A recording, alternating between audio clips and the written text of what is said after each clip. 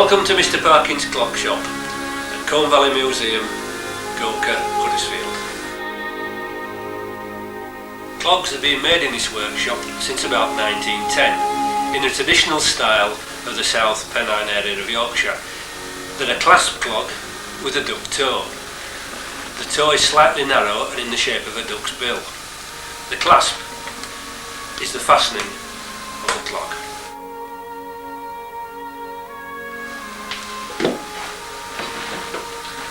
Clogs are made with a wooden sole and a leather upperworks. Underneath the wooden sole, a clog iron is put on. It serves the same purpose as a horseshoe. It's there to protect the wood, and the clog iron is nailed into place. I'm sure you're excited to find out exactly how clogs are made, so why don't you watch carefully while I have a word with our apprentice. Steady lad, fetch your buffet and sit down here.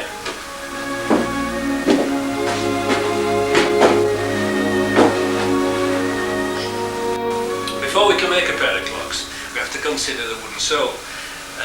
In this area, traditionally it would have been a piece of alder.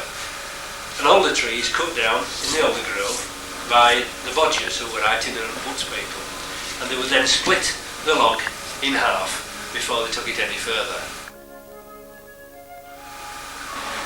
Was it seasoned? Not at this stage. We'll come on to that later. Now, the bodgers, using a knife like this, shaped the rough cut wooden block into a clog block. This is a clog block, a part finished clog sole.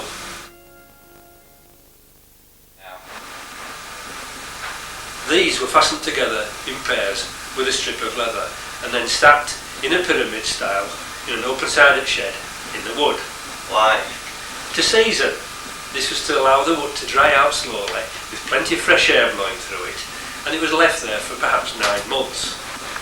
The bodgers would then put them all into a handcart and wheel them round to the clog sole cutters, who would buy the clogger's block or bodger's block from them.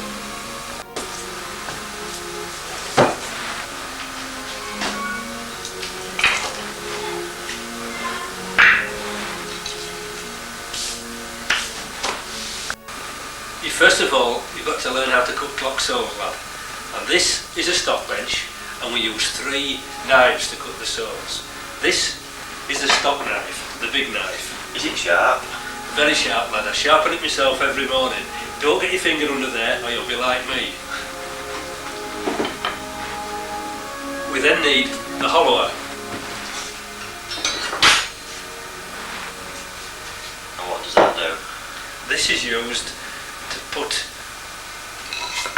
the curve into the clog sole. Now, once again, this is very sharp. And how do you sharpen them? On a whetstone. That's a big stone wheel that we pedal round and it dipped in water. The third knife is called the gripper, and it's got a V-shaped blade, and it's used to put this groove round the side of the clog sole, and that's to allow the leather to sit into it and make a waterproof joint. Aye. You understand? Aye.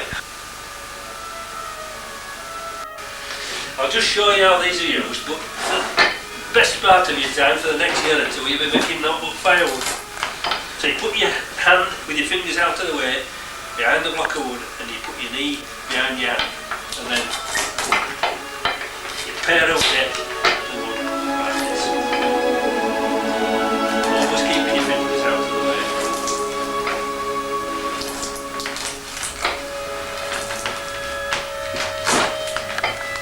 Oops. Ready?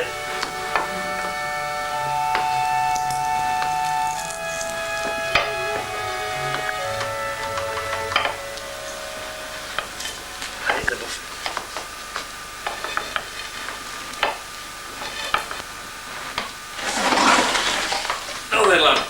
This is a gooseneck stithy. What's that for? We're going to use this to put the clog irons onto the wooden sole. The wooden sole has now been completed. that is the cast. As I explained earlier, this is the grip. We're going to put the irons on here to protect the wood from wearing away. And we use this gooseneck stither to support the clog sole on while we nail the iron on. This is the iron, and this is the nail that we're going to use. Now you see the nail is a square shaped head, and you see the iron has got a groove in it, and the nail is going to sit down into that groove, and we'll punch it down so that the head of the nail doesn't wear away when you walk in. Hammer. Not that hammer, that's a nailing hammer. I want an ironing hammer. What's one of them? One with a bigger head.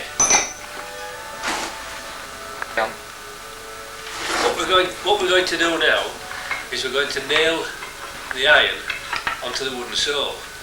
The reason why we do it at this stage is that there is a danger that we might just split the wooden sole, and you don't want to do that when you spend a couple of hours making a pair of clogs.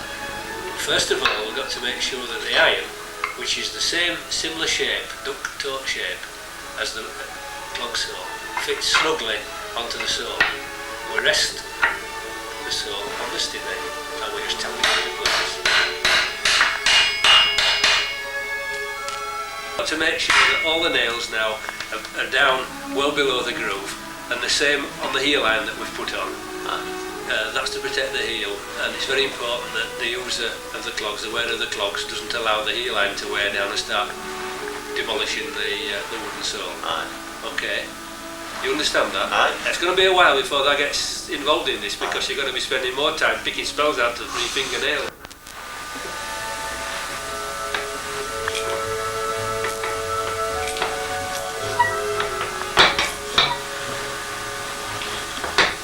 Right, you're doing alright there, lad. I'm not doing so bad at all, but what you want is one of these. But I don't like Pontefract cakes. It's not Pontefract cakes, it's the tin to catch your finger ends in. Now, just put that down. I think you've done fine there. We'll move on to the next stage.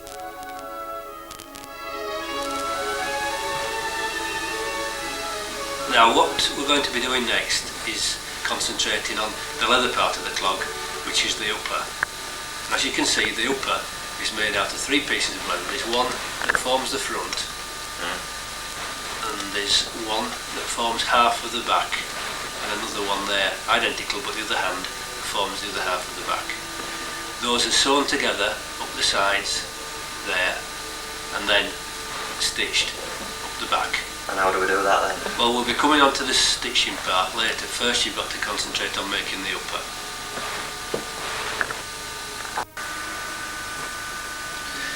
What we're going to do first is look at the leather. Now, as you can see, the leather is a fairly thick leather, and it's called black waxed kip.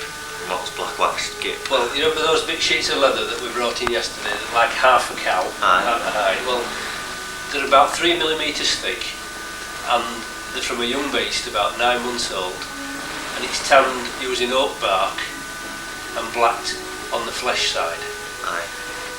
It's then stuffed with wax in the finishing process to make it stretch, and you can feel by pushing your thumb into it and warming it slightly, you'll feel how the leather stretches. Now push your thumbs into it, lad, give it some pasta. Like that? Yeah, just like that. Now, to cut the leather out, we use the leather that we explained is the black wax kip, and we place it over a clicking bench. This is the clicking bench here. As you can see, it's just like a butcher's block. We've got all the end grain. These are the blocks of wood down here, and so it's a strong block. We lay the leather out on that block before we start cutting. For the clogs of this style, we have a tin pattern, one for each size of clog. And as you can see, there's a front that will make that, and then there's half a back that makes that part. Yes? Aye. Right, well come on and I'll show you how to do some clicking. Now first of all, we've got to make sure we've got a very sharp knife. This is called a stickle. What's a stickle? Stickle. It's got carbon paper on, and we hold up the knife like that until it's razor sharp. Now we're going to we'll lay the pattern onto the leather like that, and we're gripping the knife. We're going to cut and go through in one cut, and as the knife goes through, you'll hear it clicking across the blocks.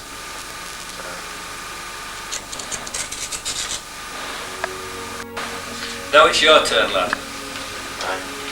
Now you're going to make the upper for these tiny clogs, the other hand to this one. And you're going to use this pattern, which you can see turns over and makes a clog. And you're going to use this piece of leather, right?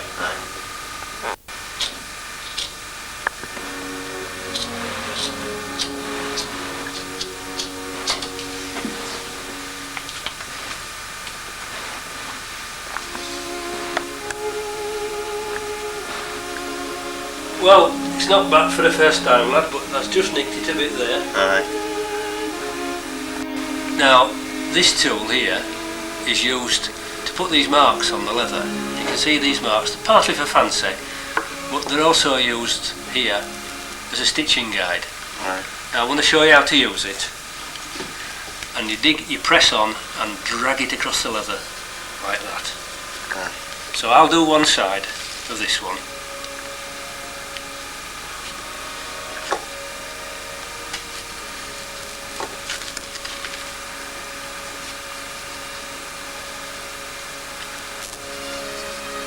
And you just carry on round the upper. Right, that's it, that's good, fine. Well, that's fine, is that? Now then, lad, you can see how it's all going to go together, can't you? And the next thing is, you're going to stitch it up the back. But first of all, the only sewing is to make this end a wax end. And in this box here is a coil of hemp. What's hemp? It's cotton. Now, first of all, we've got to cut ourselves, or prepare ourselves, a number of lengths of fibre, because this is very, very weak. You can break it. We want a strong cord like this, a really strong cord. And we've got to make a strong cord. So we take a number of strands of hemp and twist them together to make a stronger cord. Now, the hemp is spun, it's got twist in it, so to part the fibres we take the twist out of it, like this, and you've got to spit on your hand for this. And then now you can see there the fibres parting.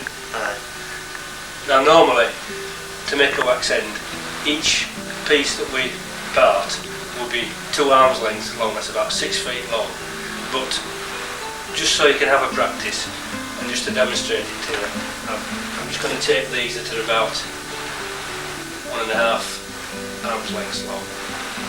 And you start with a single fibre at the end there, just a single fibre, and then you gradually run all the hemp ends in together.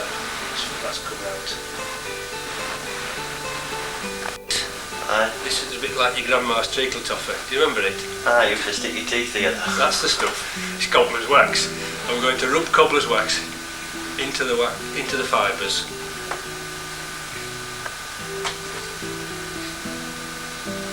You can see it all going gooey now, and as it rubs across the wax, it gets warmer and melts the wax more. And we'll keep doing this. And this is your job, because you've got to make 100 wax ends ready for next week. 100? Yes, 100, lad. So you can see now the cobbler's wax has gone into the hemp. Right, and we've twisted it by put some twist into it now by rubbing it down our trousers.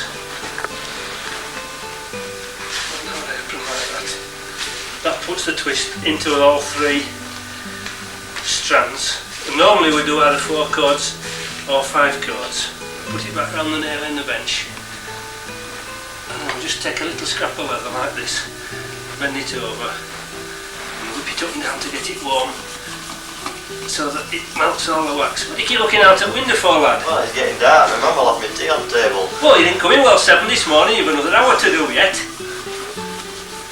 What we're doing now is twisting this boar's bristle into the end of the wax hemp to complete the wax end.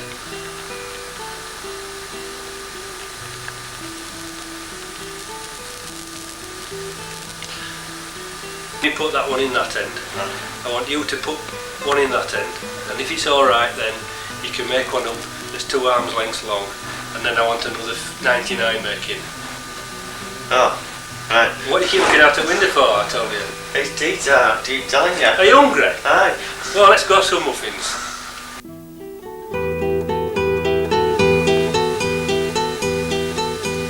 Is this one alright then? Well, it's none so bad. I reckon it'll do, but the matter I'll throw others in bin. What we're going to do now is close the upper. Closing is sewing it together so that you stitch the back seam. But before you can do that, you've got to learn how to sew using your wax end. It's called closing, it's not actually sewing. So we take some scraps of leather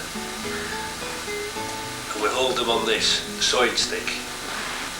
You hold them down on the sewing stick with a leather strap.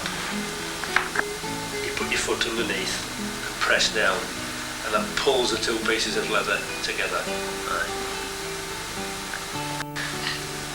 Now we've got the leather clamped down on the sewing stick, and we're going to use this curved sewing awl to make a hole through the leather, right through one side and up the other, but we're only going to pierce halfway through the leather, so watch very, very carefully.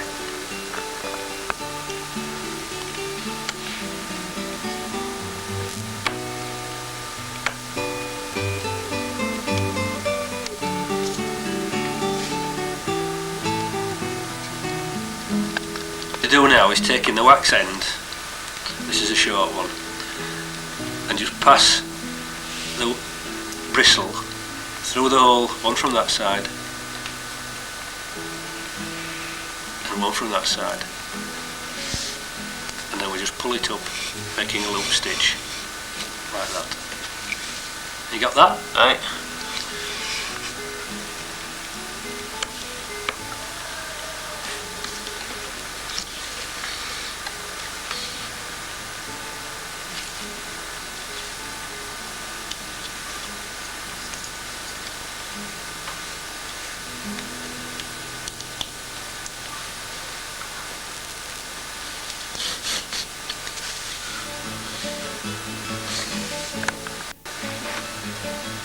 And when you can do it on a scrap of leather, making a blind seam as it's called, that is the stitches don't go through to the other side, then you can start sewing your back seam on that small pair that you're making. But you must practice probably for a full day now sewing this back seam, and then you can start on this. Okay, now you get on with it now. You'll finish this off.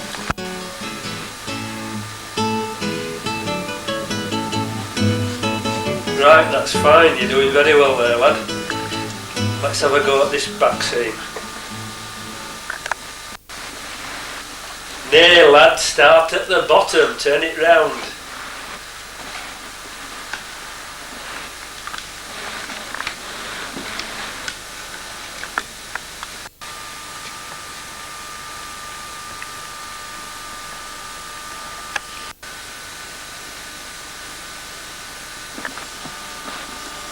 Right, what do I do now?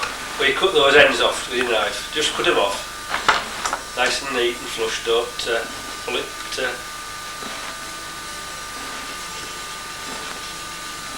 That's it. That's fine. Is that one alright then? Right, let's have a look at that. Oh, not bad for the first time, lad. Not bad at all. Bit of they aren't quite lined up there, but nobody'll ever notice. Right. Silly! Stop playing with that cat, come here and sit on this buffet. Sit you down. Now, the next stage is putting the shape into the leather. That's known as lasting. And this is a last, a wooden block, and it's the shape that we want the clog upper to take, right? Now, before you can last that small pair that you were making, you better watch me doing something with a slightly larger pair. This is one with a seam up the back, and the idea is now that we're going to stretch this leather over this wooden last using these, which are lasting pincers. And the idea is you grab the side of the leather and and heave it down over the last. Pull the leather down over the wooden last. And just tap a nail in to hold it into place. Right? So you got a nail at the back and then you nail the sides. Over. Give it in a pricker. Put the nail in. Use the anvil part as the lasting pincers to put the nail in. Glad is to use lasting iron. When this is nice knot, we use that to melt the wax in the leather. So first of all, we have to make sure it's at the right temperature, and we test it by rubbing it on his leg. And if we can just feel it nice and warm through apron, it's just right. If it fetches hairs off the leg, it's too hot. Or it's not quite hot enough.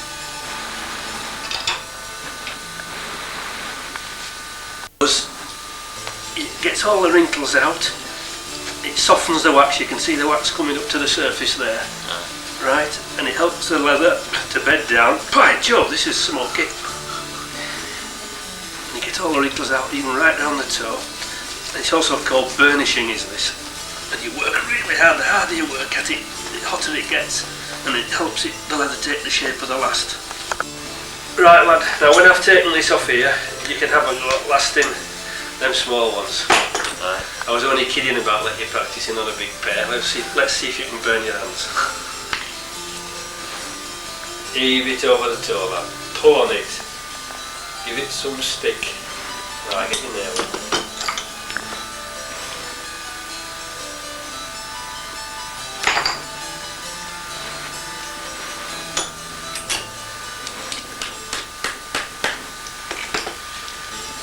Right, that's fine.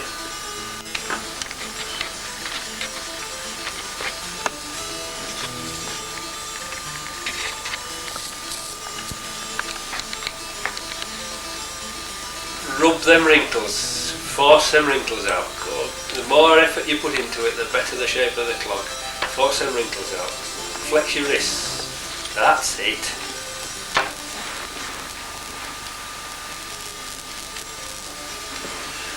Let me then. Let's have a look, lad. No, it's not so bad. We'll let that cool down and then take it off and we'll see what it looks like. What we're going to do now is move on to the next bit, which is putting the leather upper onto the wooden sole. But first of all, we've got to take it off the last to see if all that effort you put into it has given it some character instead of being all flat as it was before. So we just knock the last out like that, and there you can see you've achieved the shape of the last in the upper. And we're going to offer this onto the wooden sole now, and I'll show you how to trim it off and nail it up, and you're nearly there. Now is to take this upper and put it onto the wooden sole. You've got to make sure you've got a nice snug fit on there. But before we go that far, you need your pricker and your nailing hammer. When you're an expert at this, after a few years of practice, you should be able to use your pricker, put a nail in, knock it in with your hammer without putting your tools down. I think you managed that. What we're doing here is we're just marking the side of the leather up to the grip.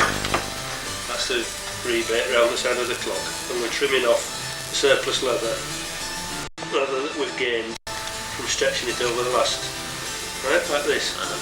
See how it fits in nice now into there. And we're going to go all the way around doing that, having nailed it at the back, and then we'll start nailing at the front of the clog. You think you can do a little bit of this now? Right, come on then.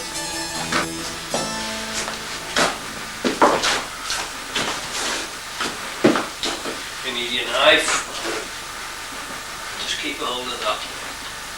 Right. Press it down here. Now without cutting a finger off, carefully now, just follow that line round. Just follow the grip round, not the line on the feather, just follow the grip round.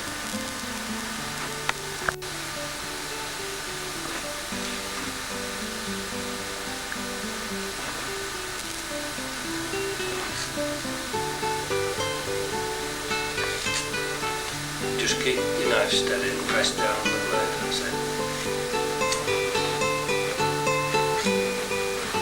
That's it.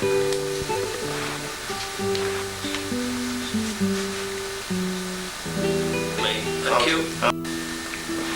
Okay, right, pass that to me now. How's that then? So, oh yes, look. You see now how it fits nicely into the grip. Yeah. It's important that you carry on all the way around the back of the clog, round the other side, and then we'll fit the toe. And then the next process is to start nailing from the toe. Yeah.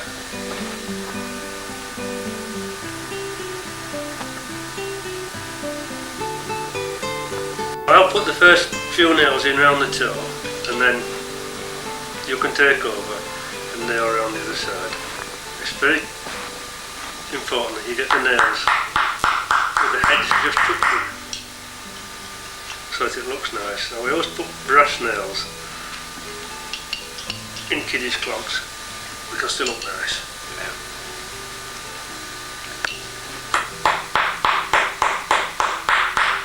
Now here, you carry on now. We're coming around this side. There's your pricker. Pick your hammer up. Right, I think you better start with your hammer down on your knee and your pricker. You get some nails.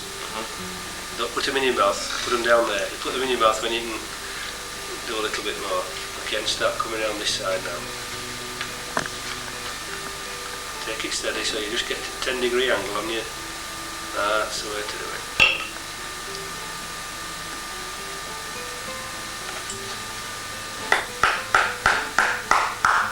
Don't put your finger down the stem of the hammer, lad, you'll break your finger.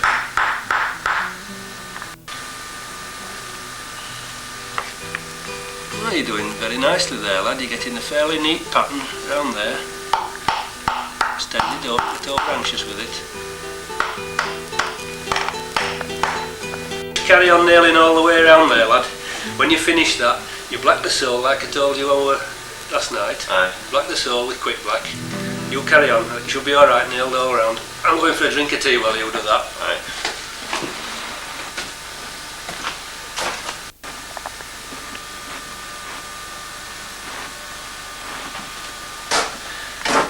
Hey, looks fair champion there, lad. Anybody think you've been clogging for 100 years?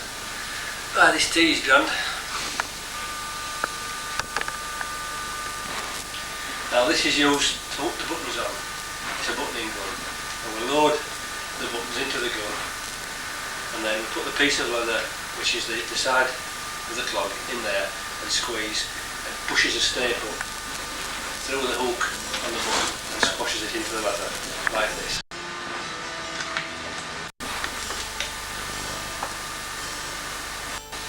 So having put the button on, and then we cut the slot in the bar, push the bar over the button, and Bob's your uncle, there it is done.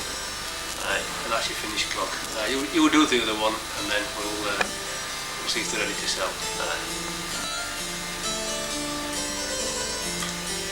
You've not done so bad with that one, lad. But I hope you remembered everything I've taught you, because you've got another one to make just like it. So this bloke's got 2 right feet then. Go! So these are good enough to put in the shop window then. Let's have a look at them. Oh, you've done very fair with them, lad. Just haven't got that button on quite right, but I think we can probably sell those. Right. To a blind man. Completed your first pair. It's very important that you don't forget all the separate stages of making a pair of clogs, because no matter whether they're small ones or big ones, you follow the same process.